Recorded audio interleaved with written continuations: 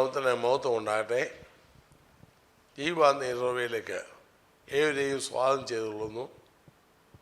വീണ്ടും ഒരിക്കൽ കൂടെ ദൈവവചനവുമായി നിൽക്കുവാൻ ദൈവം നന്ദി അവസരത്തിനായി തിരുനാമത്തെ സ്തുതിക്കുന്നു. നമ്മുടെ അല്പസമയത്തെ ചിന്തയ്ക്കായി ഒരു വാക്യം വായിപ്പാൻ ആഗ്രഹിക്കുന്നു.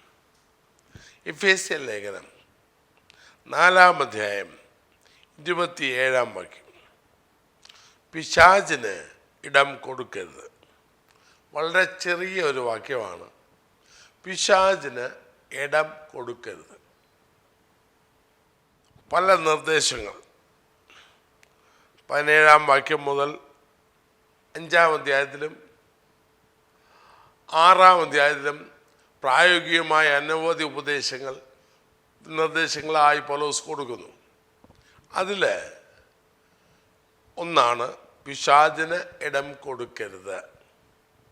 ഇന്ന് ആ വാക്യത്തിൽ നിന്ന് ചില ചിന്തകൾ പങ്കുവയ്ക്കുവാൻ കർത്താവിൽ ഞാൻ ശരണപ്പെടുന്നു. എന്താണ് പിശാചിന് ഇടം കൊടുക്കരുത് എന്ന് പറയുന്നതിനർത്ഥം?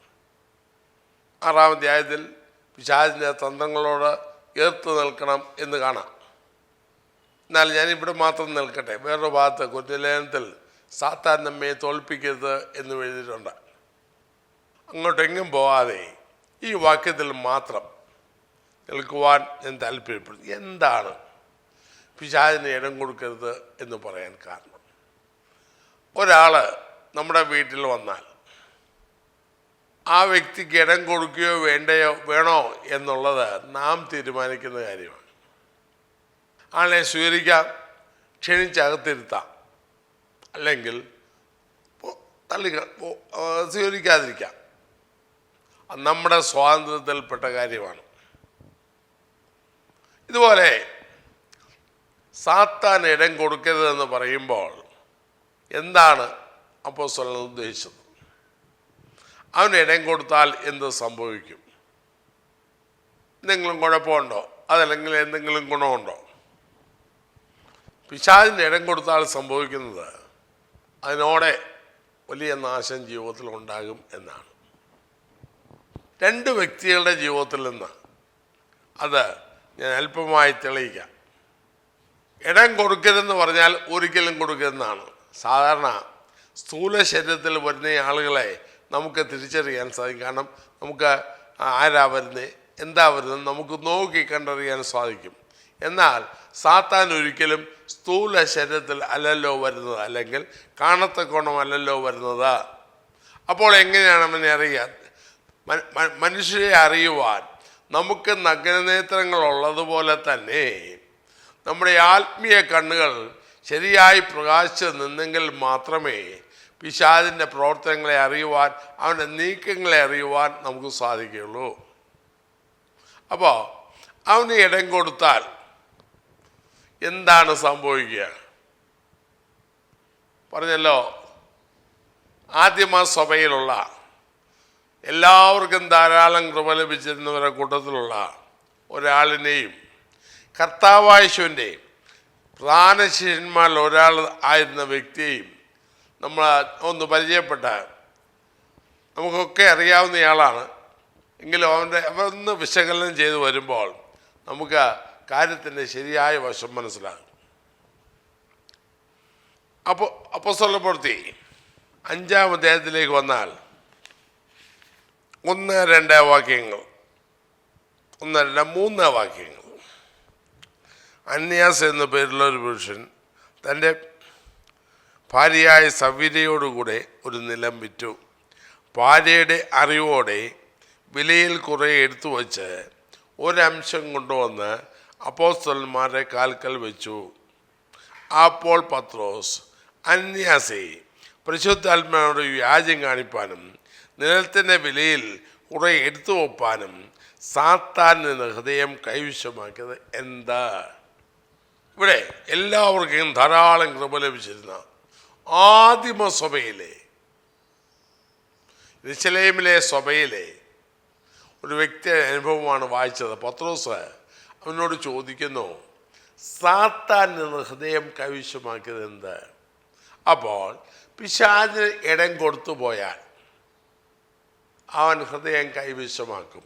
മറ്റു വാക്കിൽ പറഞ്ഞാൽ, ഞാൻ സാറിന് ഇങ്ങനെ പറയാറുണ്ട്, നൂല് കടത്തുന്ന സ്ഥാനത്ത് വടം കുത്തിക്കയറ്റുന്നവനാണ് സാത്താൻ. സാത്താൻ്റെ അധികാരത്തിൽ നിന്ന് വിടുവിച്ച് അവൻ്റെ കയ്യിൽ നിന്ന് നമ്മെ സ്വതന്ത്രരാക്കി നമ്മുടെ അടിമനുഖം മാറ്റി മരണഭയം മാറ്റി നിത്യജീവൻ പാർന്ന് നിത്യതയ്ക്ക് നമ്മെ അവകാശികളാക്കി. ആ സ്ഥാനത്ത് വീണ്ടും അവന് ഒരു ചങ്ങാത്തം കൂടി അവന് ഇടം കൊടുത്തു പോയാൽ എന്താണ് സംഭവിക്കുന്നത്? നമ്മുടെ ഹൃദയത്തെ കൈവശമാക്കും. ഇസ്കറിയോത്ത് യൂദായെക്കുറിച്ചും യോഹന്നാൻ ഇതേ കാര്യം പറയുന്നുണ്ട്. സാത്താൻ അവനിൽ കടന്നു, അപ്പകണ്ണം വാങ്ങിയ ഉടനെ സാത്താൻ അവനിൽ കടന്നു എന്ന് യോഹന്നാൻ സുവിശേഷത്തിൽ എഴുതിയിട്ടുണ്ട്. അവനെക്കുറിച്ച് ചിന്തിക്കാം. അപ്പോൾ ഈ രണ്ട് വ്യക്തികളും സാത്താൻ കടന്നത് മൂലമായി അല്ലെങ്കിൽ പിശാചിന് ഇടം കൊടുത്തത് മൂലമായി അവരിൽ എന്ത് സംഭവിച്ചു? അപ്പോൾ മറ്റൊരാൾക്ക് ഇന്നതുണ്ടായി എന്ന് പറയുമ്പോൾ പിശാചിന് ഇടം കൊടുത്താൽ അല്ലെങ്കിൽ കൊടുക്കരുത് എന്ന് പറയുന്നത് എന്തുകൊണ്ടെന്ന് ചിന്തിക്കുമ്പോൾ അവൻ ഇടം കൊടുത്തത് മൂലം എന്തുണ്ടായി? കർത്താവ് വസിക്കേണ്ട ഹൃദയത്തിൽ പത്രോസിൻ്റെ ഭാഷയിൽ പറഞ്ഞാൽ ക്രിസ്തുവിനെ നിങ്ങളുടെ ഹൃദയങ്ങളിൽ കർത്താവായി ശുദ്ധീകരിപ്പിക്കുന്ന മലയാളത്തിലും ഇംഗ്ലീഷ് ഭാഷാന്തത്തിൽ വായിച്ചാൽ നിങ്ങളുടെ ഹൃദയങ്ങളിൽ കർത്താവിനെ ദൈവമായി വിശുദ്ധീകരിപ്പെന്നും നമുക്ക് കാണാം.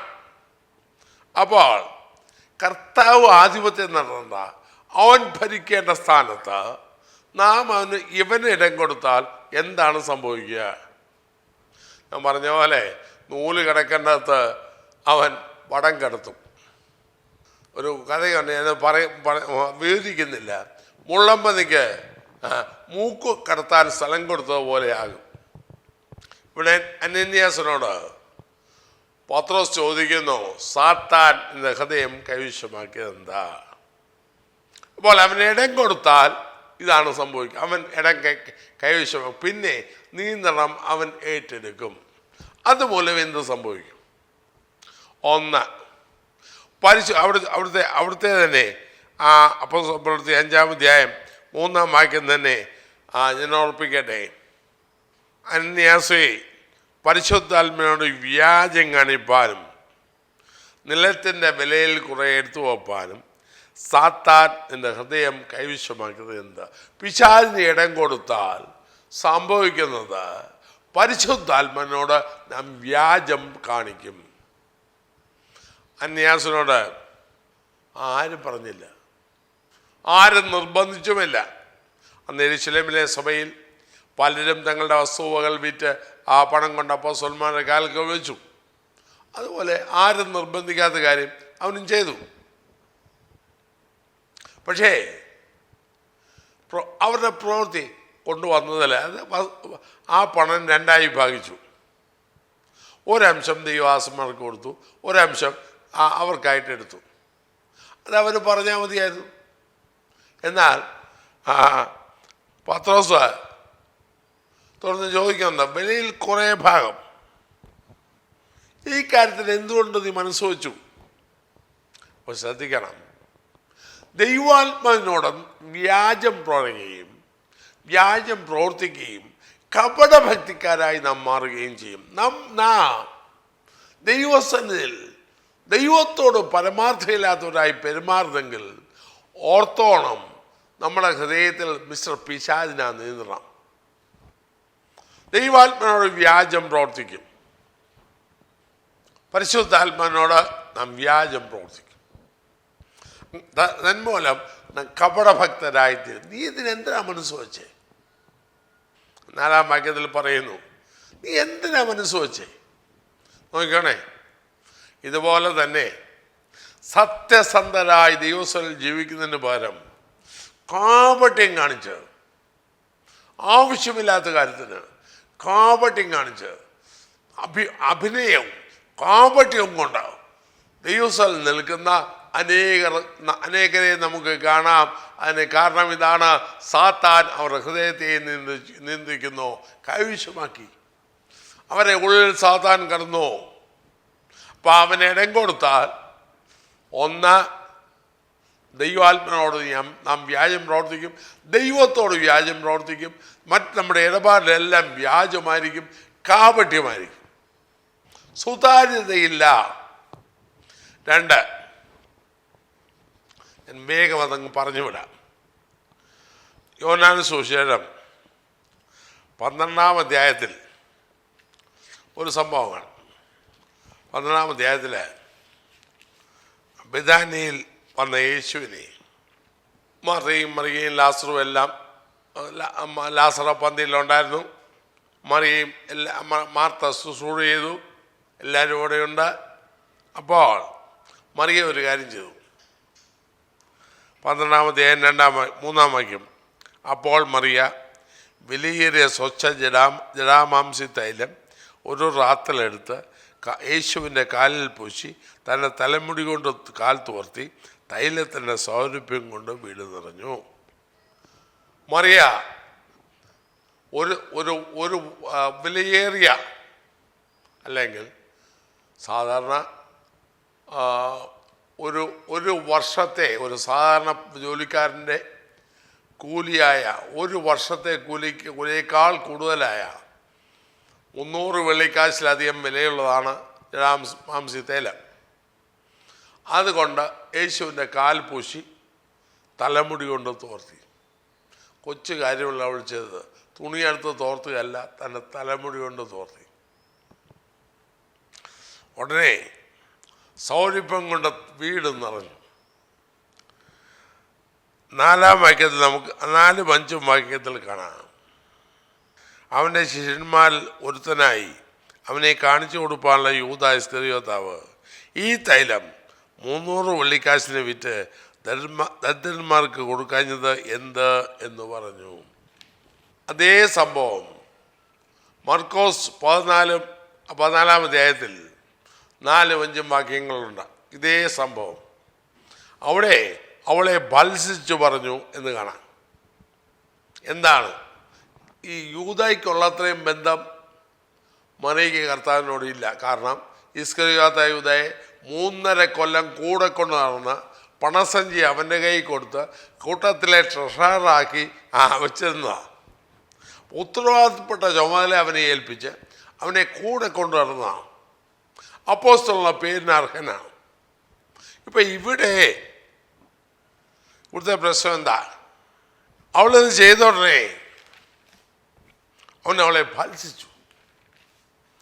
മർക്കോസ് വായിക്കുമ്പോൾ കാണാം. മർക്കോസ് 14-ാം അധ്യായം 4-5 വാക്യങ്ങൾ വായിക്കുമ്പോൾ അവളെ ഭത്സിച്ചു. എന്തിനീ വേസ്റ്റ് നോക്കണം.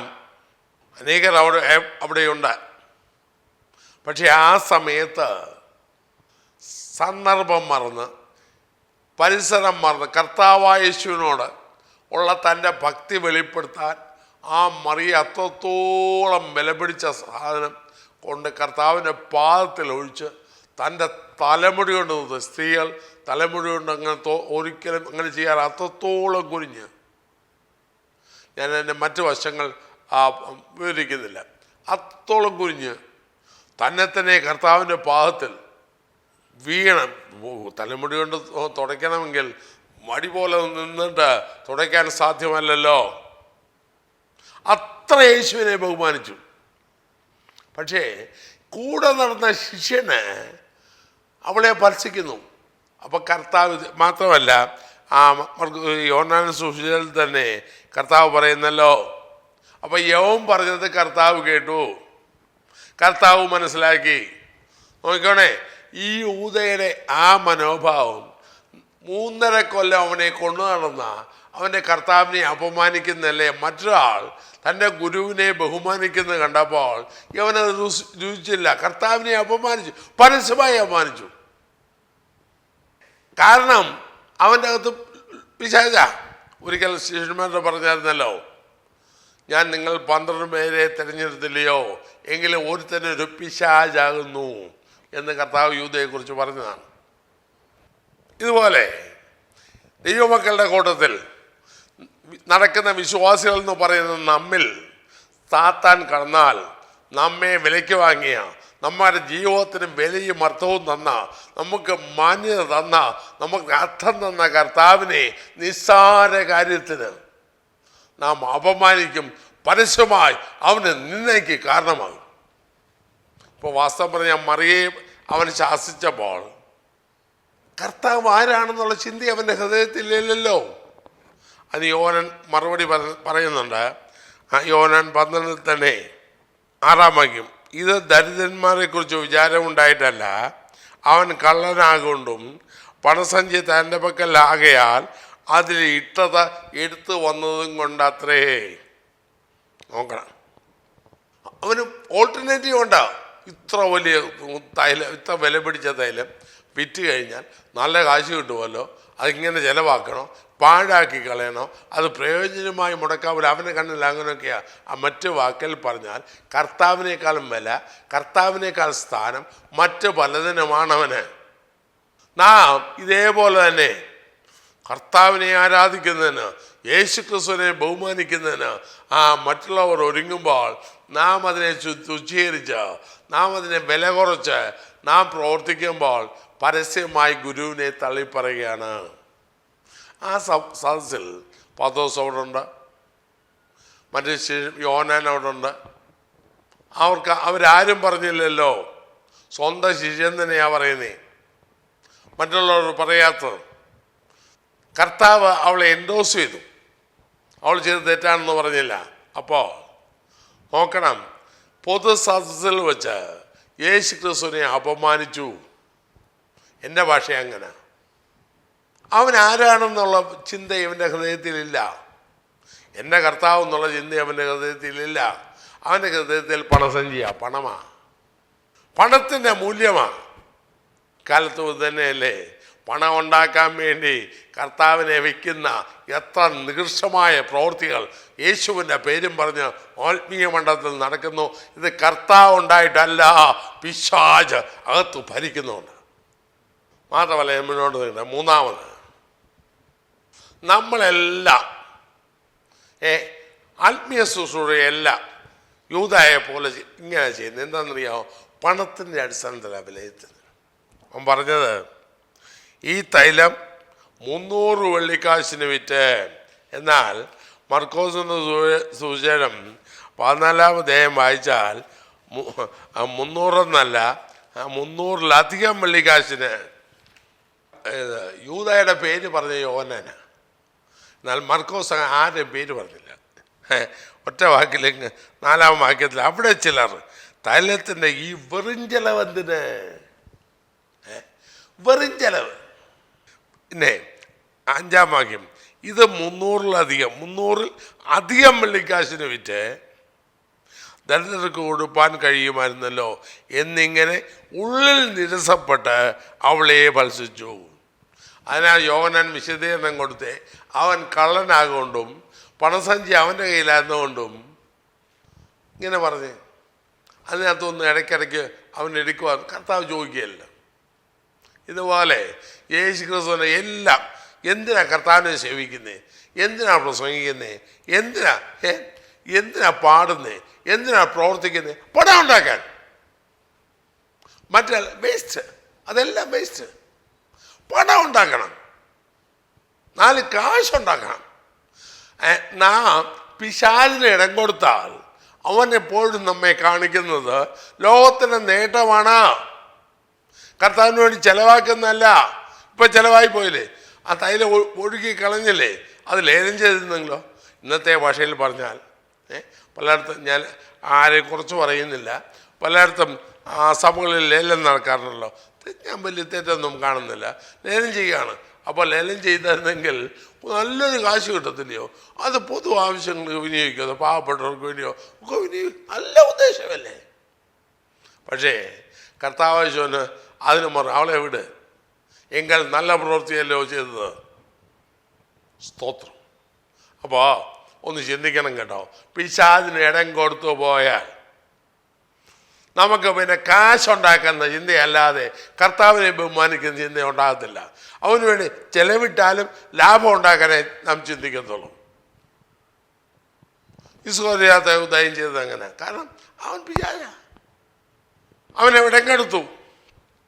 ഇന്നത്തെ കാലത്തും ദൈവത്തിൻ്റെ ആത്മാവ് നമുക്ക് വാണിംഗ്, അതല്ലേ വാണിംഗ് തരുന്നു.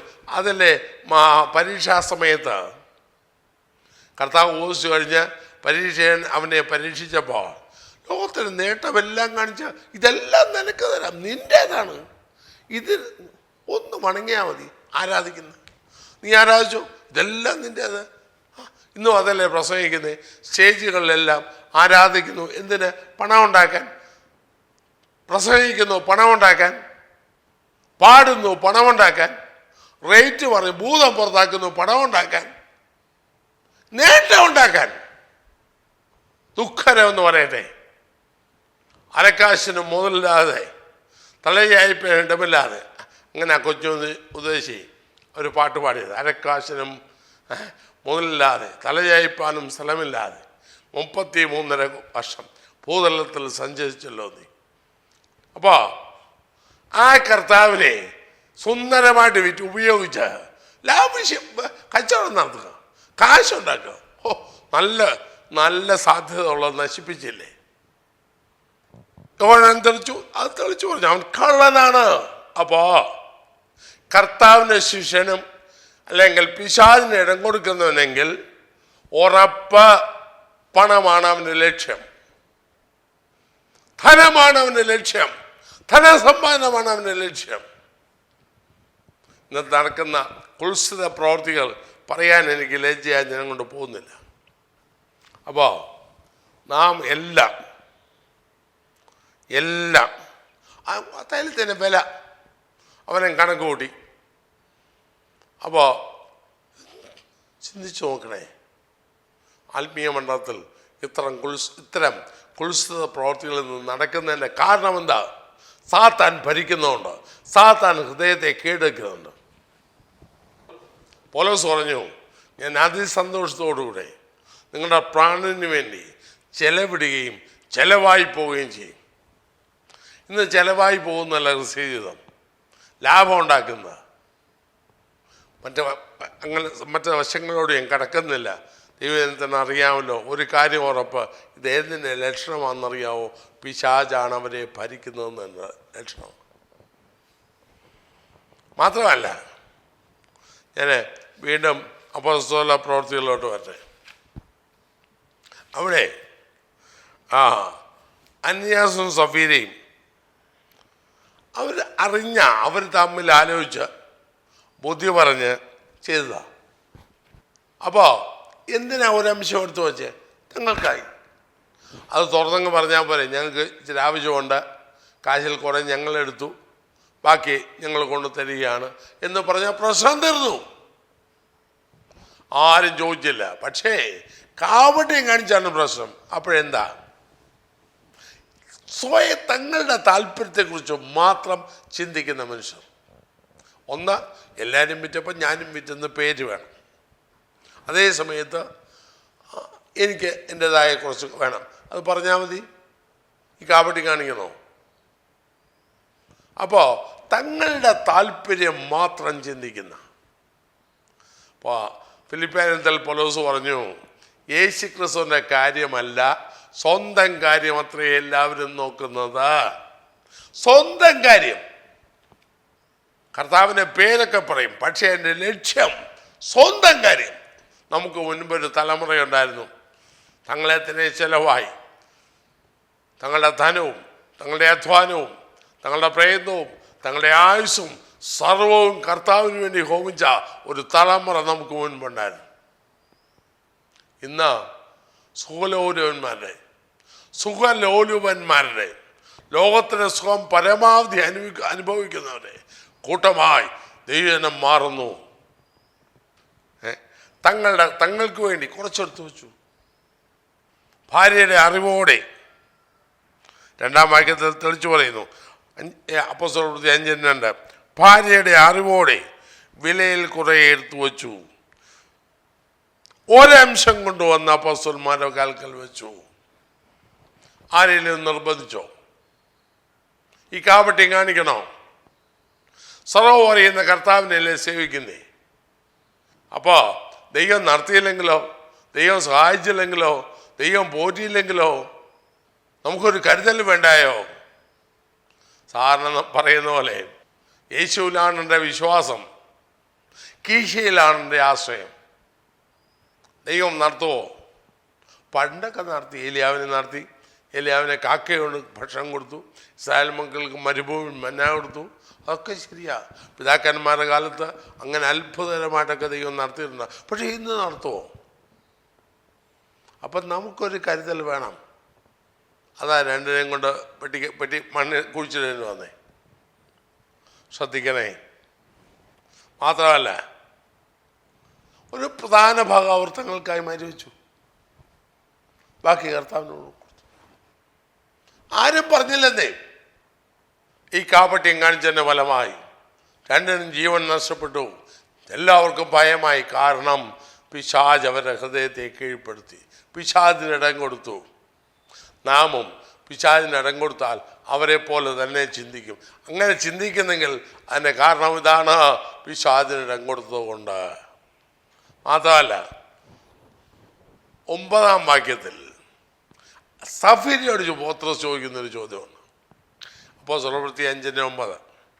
പത്രോസ് അവളോട്, കർത്താവിൻ്റെ ആത്മാവിനെ പരീക്ഷിപ്പാൻ നിങ്ങൾ തമ്മിൽ ഒത്തത് എന്ത്?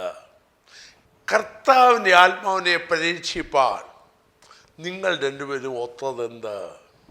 നോക്കിക്കാണേ, അന്യാസിനോട് ചോദിച്ചത് സാത്താൻ ഹൃദയം കൈവശമാക്കിയെന്നു. ഭാര്യയോട് ചോദിക്കുന്നു കർത്താവിൻ്റെ ആത്മാവിനെ പരീക്ഷിപ്പാൻ. അപ്പോൾ നാം സാത്താന് ഇടം കൊടുത്താൽ ദൈവത്തെ പരീക്ഷിക്കും. അവന് കഴിയുമോ നടത്താൻ? ചോദ്യങ്ങൾ. ദൈവത്തെ പരീക്ഷിക്കും. ഇന്ന് വിശ്വാസികളെന്ന് പറയുന്ന, ദൈവമെന്ന് പറയുന്ന അനേകരുടെ ജീവിതത്തിൽ ഇങ്ങനെയല്ലേ കാണുന്നത്? വേറൊന്നുമല്ല, ഭരണം നടത്തുന്ന സാത്താനാണ്. വെറുതെ പിശാചിന് ഇടം കൊടുക്കരുതെന്ന് പൗലോസ് പറഞ്ഞത് വ്യക്തമായ ഉദ്ദേശത്തോടെയാണ്. അവന് ഇടം കൊടുത്താൽ നാം ചിന്തിച്ചതുപോലെ ഇസ്കറിയോത്ത് യൂദയുടെ അന്ത്യം നമുക്കറിയാമല്ലോ. ഞാൻ പറയണ്ടല്ലോ. ചെന്ന് കെട്ടി ഞാൻ തൂങ്ങിക്കിടന്ന് ചാകാന്ന് വിചാരിച്ചു. ചത്തില്ല, താഴെ വീണവൻ വയറ് പൊട്ടി കുടലെല്ലാം തുറച്ചു പോയി. നീചമായ രീതിയിൽ കൊല്ലപ്പെട്ടു. ഇവരെ ശിക്ഷാവിധി വാങ്ങിച്ചു. അപ്പോൾ നാം പിശാചിനിടം കൊടുത്താൽ അതേപോലെ തന്നെ പിശാചിന് വന്ന ശിക്ഷാവിധിയിലാകപ്പെടും. അപ്പോൾ നമ്മുടെ ഹൃദയത്തിൽ, അപ്പോൾ ചിന്തിക്കേണ്ട ഇതാണ്, നമ്മുടെ ഹൃദയത്തിൽ, നമ്മുടെ ചിന്തയിൽ ആ ദൈവഹിതത്തിന് വിരുദ്ധമായ മറ്റ് ഈ ചിന്തകൾ വന്നാൽ, ഒന്ന്, നാം ദൈവാത്മാവിനോട് വ്യാജം കാണിക്കും. 2, നാം കർത്താവിനെ പരസ്യമായി നിന്ദിക്കും, അവനെ അവഗണിക്കും. 3, നാം എല്ലാം പണത്തിൻ്റെ വെളിച്ചത്തിൽ, ധനസമ്പാദത്തിൻ്റെ, നമുക്ക് ലാഭം ഉണ്ടാക്കുന്നതിൻ്റെ വെളിച്ചത്തിൽ നാം എല്ലാം വിലയിരുത്തും. 4, സ്വന്തം കാര്യത്തിന് വേണ്ടി മാത്രം നാം എപ്പോഴും ശ്രദ്ധിക്കും. സ്വന്തം കാര്യം ദൈവം നടത്തിയില്ലെങ്കിലോ എന്നുള്ള ചിന്തയിൽ നാം സ്വന്തം കാര്യം ചിന്തിക്കും. 5, നാം പരിശുദ്ധാത്മാവോട് വ്യാജം കാണിക്കും. അനന്തര ഫലമോ നാശം, വലിയ നാശം. അപ്പം ഇവനെ തിരിച്ചറിയണമെങ്കിൽ, ഞാൻ നേരത്തെ പറഞ്ഞല്ലോ, സ്ഥൂല ശരീരത്തിൽ വന്നാൽ ആളിനെ കാണാം. നമ്മുടെ നഗ്നനേത്രങ്ങളുണ്ട്. ഒരാൾ വന്നു, ശരിയല്ല, നമുക്ക് മാറ്റി നിർത്താം. പക്ഷേ പിശാചിനോട് എങ്ങനെ ഇടം കൊടുക്കാതിരിക്കും? അതിനുള്ള മറുപടി എന്ത് ചെയ്യണമെന്ന് എഫേസ്യത്തിലുണ്ട്. ദൈവത്തിൻ്റെ സർവായുധവർഗം ധരിച്ചുകൊള്ളുവീൻ, കർത്താവിലും അവൻ്റെ അമിതബലത്തിലും ശക്തിപ്പെടുവീൻ, ദൈവത്തിൻ്റെ സർവായുധവർഗം ധരിച്ചുകൊള്ളുവീൻ എന്ന് പറഞ്ഞ് എഫേസ്യത്തിൽ 6-ാം അധ്യായത്തിൽ ധാരാസുന്ന ആത്മാവിൻ്റെ ആയുധവർഗം ധരിച്ച്, അരയ്ക്ക് സത്യം കെട്ടി, നീതി എന്ന കവചം ധരിച്ച്, സമാധാന ശുശ്രൂഷയുള്ള ഒരുക്കം കാലിൽ ചെരുപ്പാക്കി, രക്ഷയെന്ന ശിരസ്ത്രമെടുത്തോ, ദൈവം എന്നോ ആത്മാവിൻ്റെ വാളോടെ ചുരുക്കി പറഞ്ഞാൽ സകല പ്രാർത്ഥനയാലും യാചനയാലും ഏത് നേരത്തും ആത്മാവിൽ പ്രാർത്ഥിച്ചും അതിനായി ജാരിച്ചും കൊണ്ട് വിശുദ്ധന്മാർക്ക് വേണ്ടി പക്ഷപാതം ചെയ്ത് മാതൃകയോടെ ജീവിക്കുക. ഇല്ല എങ്കിൽ സാത്താൻ വരും, അവൻ നമ്മെ കീഴടക്കും. നാം ഒരല്പം ഇടം കൊടുത്താൽ ബാക്കി അവൻ കണ്ടെത്തിക്കോളും. പിന്നെ അവൻ ഭരിക്കും, സർവത്ര നാശത്തിലേക്ക് പോകും. അനേക ദൈവങ്ങളുടെ ജീവിതത്തിൽ വഞ്ചിക്കപ്പെട്ട ഈ ഏദൻ തോട്ടത്തിൽ ആദ്യമായിട്ട് കാണുന്ന ഒരു അവിടെ മനുഷ്യൻ്റെ വായിൽ നിന്ന് വരുന്ന ഒരു വാക്കുണ്ട്.